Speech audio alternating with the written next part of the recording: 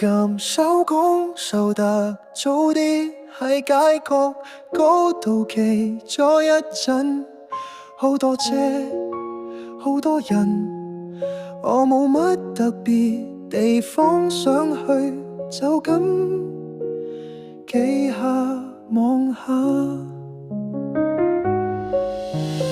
人行得好快，有啲慢慢行，好似冇咩目的。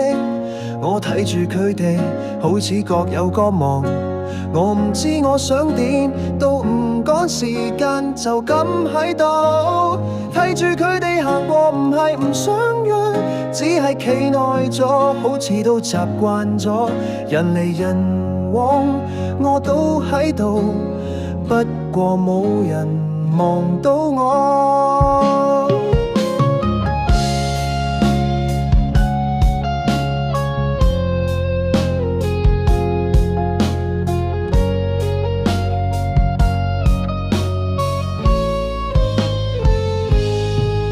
旁邊有個細路笑得幾開心，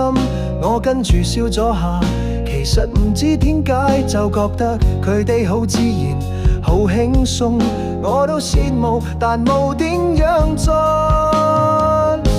唔記得由幾時開始講話變咗難事，有時想開口又覺得唔使講，唔係唔中意人，只係覺得講咗都冇乜用，地度仲喺度玩緊放下，我都仲活緊，不過依家唔太想爭咩，